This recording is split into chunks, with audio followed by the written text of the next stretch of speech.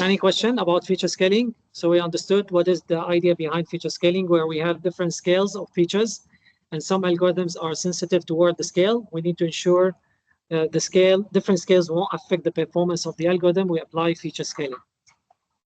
How about feature subset selection? Feature subset selection. Bench1 may be interested to know about feature subset selection, right? Okay. Let's see. So what is feature subset selection? Wilson as well is smiling. He's happy. So another way to reduce, firstly, what is feature subset selection? Feature subset selection means instead of taking the entire features of our data set, we take fewer features, fewer attributes. So as a result, this is one way to reduce the dimensionality of your data. What we mean by dimensions? The number of attributes. So if you have 5-dimension data set, that means you have 5 attributes, 5 features. Okay, so to reduce dimensionality, we reduce the number of dimensions, means we reduce the number of attributes inside our data set. What is the reason behind reducing the number of features or attributes? Can be many reasons. One of them, we have redundant feature, such as duplicates. Maybe some attributes, they contain part or more of the feature, the values of the feature. For example, take this example. How about if I tell you sales tax is simply the purchase price multiplied by tax ratio? Right? So if we created a new feature, or let's say we have 2 features inside our data set, we have sales tax, we have purchase price, and tax ratio. Okay? Let's say we have 3 columns inside our data set. Now, sales tax contains the information of purchase price and tax ratio, right or not? Because it's a result of multiplication for these 2 values. And even if you have the tax ratio, you can calculate the purchase price. So sales tax divided by tax ratio is going to give you the purchase price. So in other words, sales tax contain the features inside the values or the information inside purchase price and tax ratio. So this has become redundant feature somehow. Okay?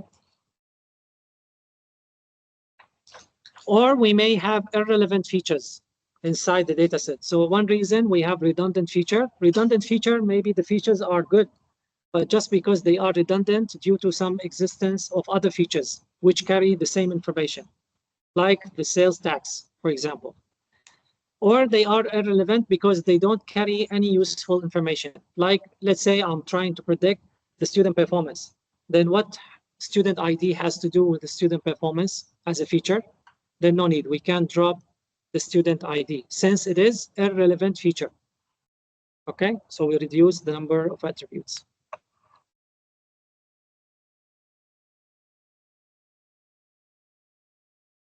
Now, feature subset selection has many techniques. Okay, now feature subset selection, as we said, maybe due to redundancy, or maybe we have irrelevant features. Now, how we can apply, if irrelevant feature, you're supposed to take them out from beginning. You can take out your irrelevant features. But how about other features? Maybe they don't contribute much to your performance, or they don't enhance the performance of your algorithms, and you would like to drop them out. Maybe due to they are also not carrying much information to your task. So one way to apply, there are different techniques you can apply feature subset selection. We have filter approach, we have wrapper approach, and we have embedded approach. Let's start by embedded approach. Embedded approach means the algorithm itself in modeling time. When you go to modeling to build your training model, the algorithm itself has the ability to take away the features that are not important. Okay, so those features which are not important, they're not going to be considered by the algorithm itself. This is why we call it embedded. That means the algorithm already been embedded technically with a way to exclude some features that are less important. Meaning one of them is called lasso regression. How lasso regression will actually exclude some features? You will notice actually the equation, because eventually regression, we are looking for mathematical equation, if you remember, like the car price. Then let's say I have here 2x1, feature 1, plus, let's say, 0.5 x2, plus 0x3, plus 0x4. So which features are excluded in this case? Sorry? Yeah, x3 and x4, because the coefficient lasso regression has assigned is 0. Whatever the features of x3 or x4, whatever the values are, they're going to be multiplied by 0, so they have no impact. So this is what we mean by embedded.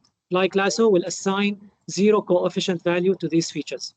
So eventually, as if you are deselecting them, excluding these features from the equation. Okay, understood what we mean by embedded approach? So those feature x3 and x4 maybe because they are redundant, and the algorithm itself was able to discover those redundant features, so it's going to exclude them by itself.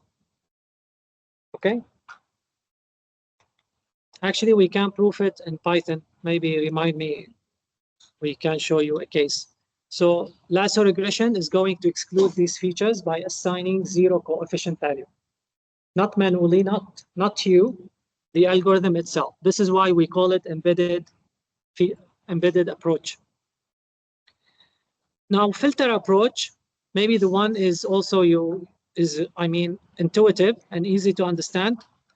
Select set of attributes whose pairwise correlation is as low as possible so that the attributes are non-redundant.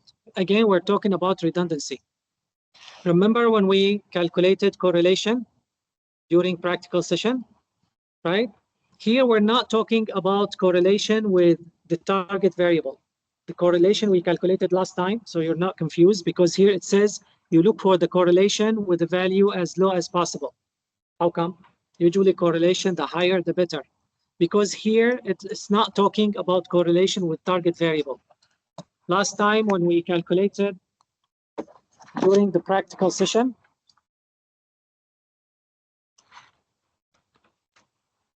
that one was with target. Correlation, input versus target. Inputs versus targets. So in other words, we were looking how median income, what is the relationship between median income and median house value? What is the relationship between total rooms and median house value? So that one, we're looking between the input and the output feature. When you are trying to calculate correlation between input and output, you look for the maximum correlation. Because after all, if you find that there's a relationship between feature x1, x2, and x3 and your target, that's good. That means they are good predictor. They are good predictor. For example, if I tell the car model is so potential to predict the car price. So if I calculate correlation, correlation is going to be high. That means the relationship between the car model and the price of the car is high, or the age of the car and the car price is going to be also high, but negative, right? But high. Here, we're not talking about input and target. We're talking about input among each other, input variables, input versus input. Meaning, if you look back to the example earlier, we have sales tax and purchase what? Purchase amount or purchase price? Purchase price.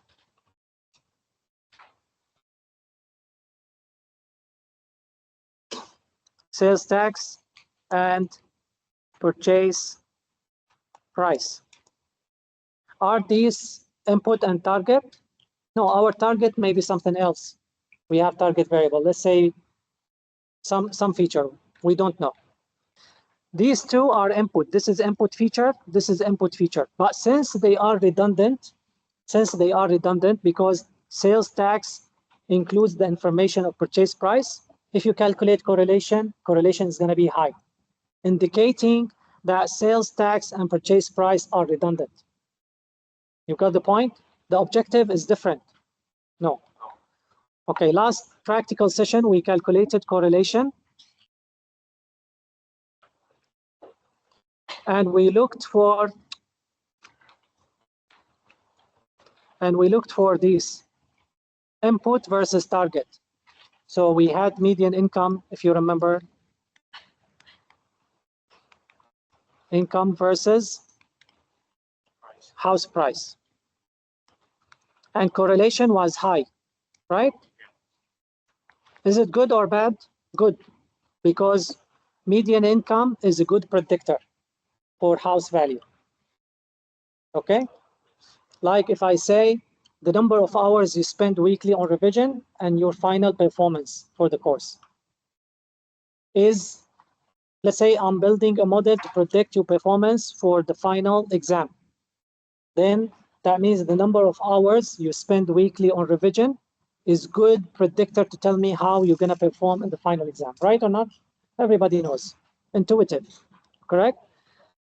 How about if I tell you the number of hours you spend every day studying and the number of hours for revision, the total number of hours for study every day and the total number of revision, because maybe you are studying new stuff and they are revision for, you take some part of the time every day to learn new stuff and to revise old information.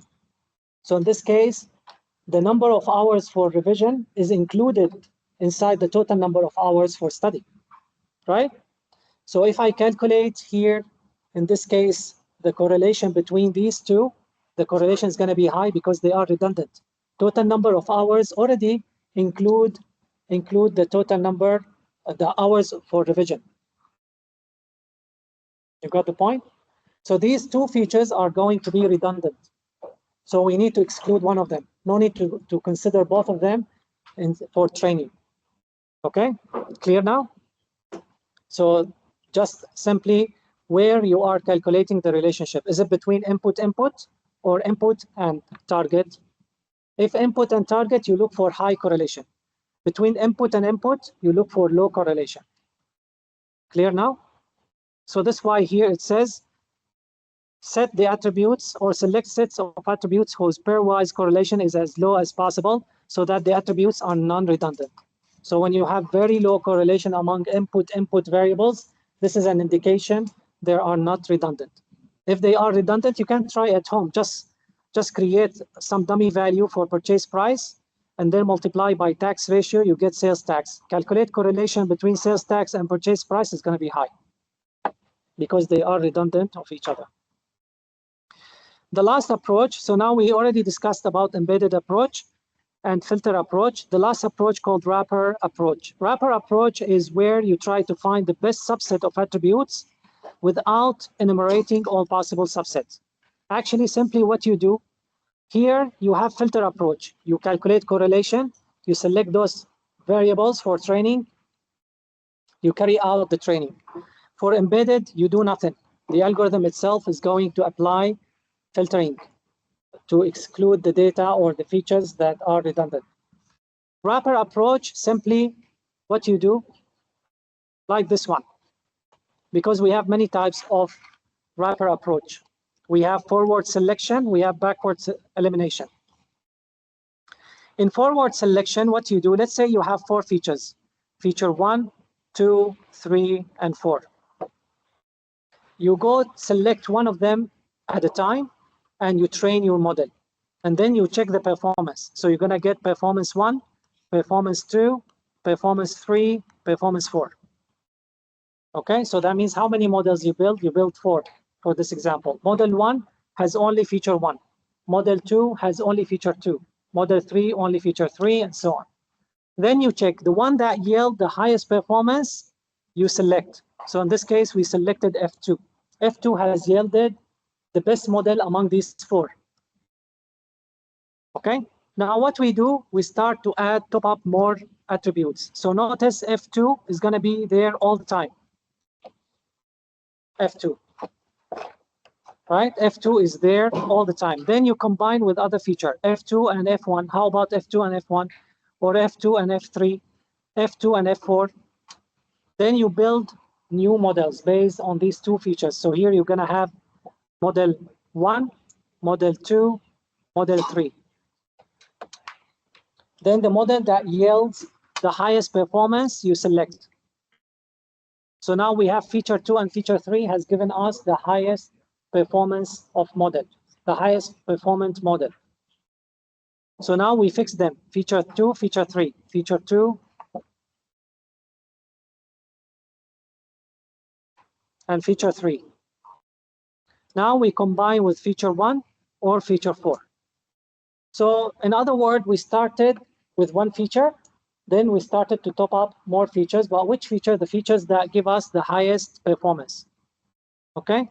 Until maybe we cannot find any more combination. Then we fix, let's say F2, F3, and F1.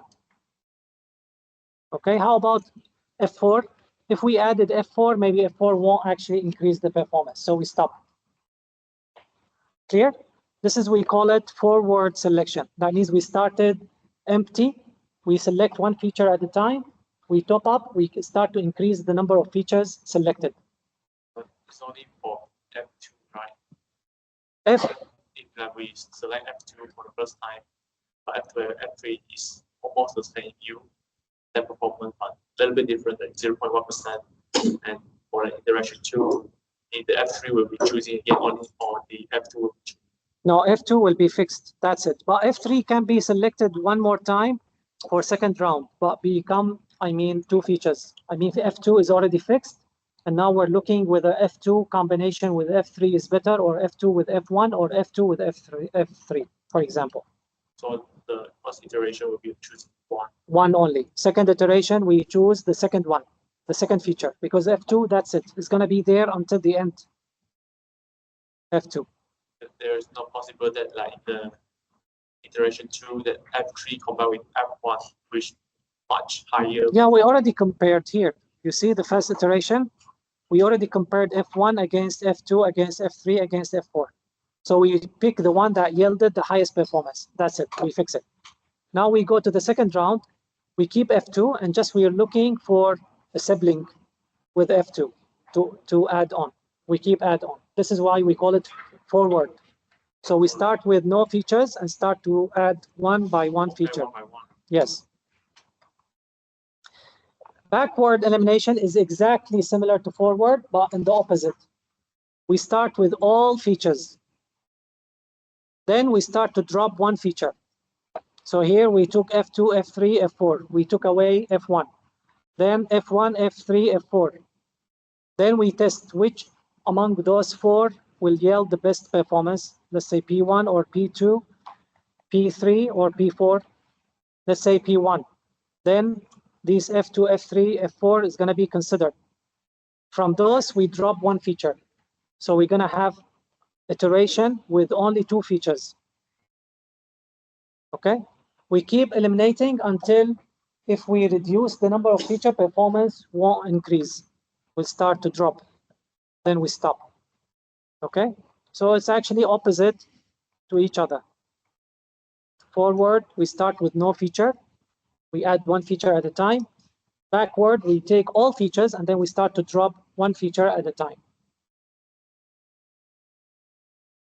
Okay, so this is feature subset selection.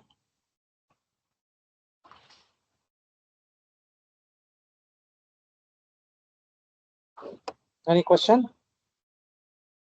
So again, we have filter approach, embedded approach, wrapper approach. These for wrapper approach. Embedded, the algorithm itself will take care.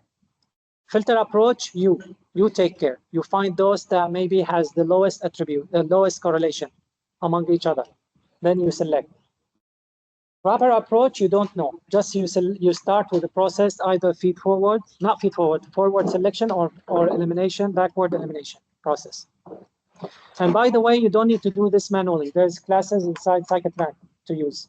You don't need manually to add or delete and so on.